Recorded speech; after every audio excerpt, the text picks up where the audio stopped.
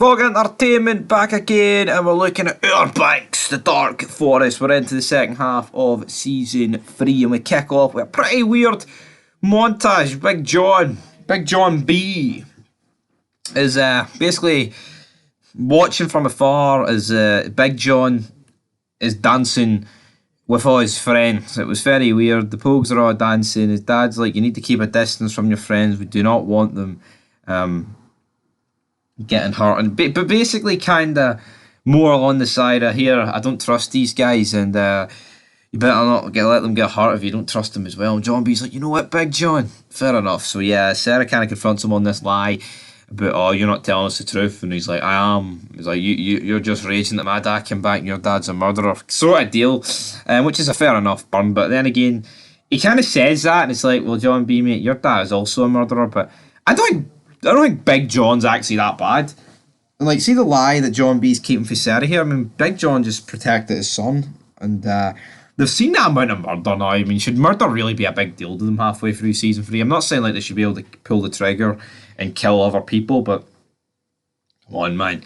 We're near greeting here over nothing. But Big John and John B head out to an archaeologist, Kelly Gilbo, brother. But turns out she's actually died of a quote-unquote heart attack. Her husband's there. It's like, she died of a heart attack. And I'm sitting there thinking, I wonder if there's a wee COVID vaccine. Turns out, just like the vaccine, it is a conspiracy as well, brother. Testify. So when they meet up to this other guy, he's called Professor Soul. He basically turns around and says that, do you really think it was a heart attack? They're coming after us. And as he's like trying to translate the whole device that they've got, after he agrees to help, I mean, this was pretty intense here. Big John there went ballistic. You hear like something hit him. Turns out it's a poison dart.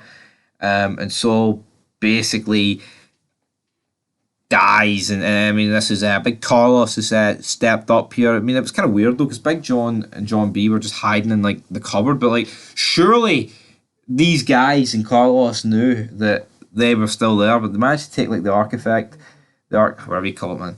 The architect, whatever, brother. Big Match John. He heads off after them, but then he gets like battered essentially, and then John B gets took as well.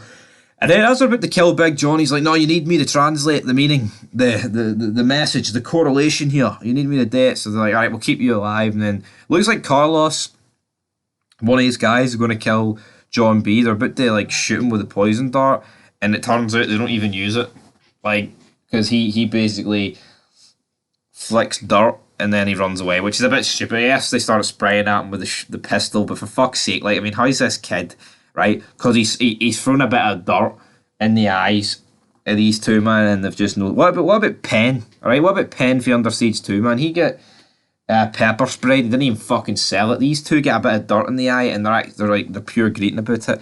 Thought that was stupid. We cut back to the Outer Banks. Pope is going back to school, but turns out because he's missed that much class, he has to do the lower level, the unit stuff, in order to get sorted and make it through and graduate. But he's in the class. He's like, you know what? I can't be fucked doing this, and I think we need to stop doing this. It feels like the 5th time that they've did this, where they attempt to go back to school, and then they're like, you know what? This ain't for me. It's season 3, for fuck's sake, man. We need to grow up at some stage. JJ also tries to get his old job back, which he doesn't really get back. He goes to the pier kind of raging that he isn't getting this job, and then he sees Rafe and Barry. He swims over and he hears what they're talking about, and he discovers that they've melted down the cross. So he heads back to Pope. Pope is raging. He screams, for fuck's sake, man. Pope is raging, and it turns out Pope actually takes his dad's gun.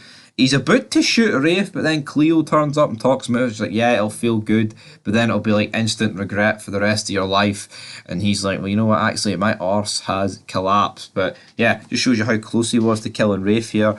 We got that scene when they had that fight last season, but again, where he had the minerals here to pull the trigger, if she didn't show up, I'm seriously beginning to doubt that. We then, Sarah's like story arc this episode is basically her and Topper going to a Coog party, and they basically kiss, and we don't know if it goes any further than that. If it did, I mean, even then, she's kissed him, man. She's jobbed out John B here. John B has been fucking jobbed out, and he's trying to lay the smack down and bring this entire treasure hunt mystery to an end, and Sarah the Slagsman just completely jobbed him out. Wasn't a fan of this. And then John B turns up. He tells JJ what happened, says that they've took his dad and they're heading to South America. And they're like, well, you know what?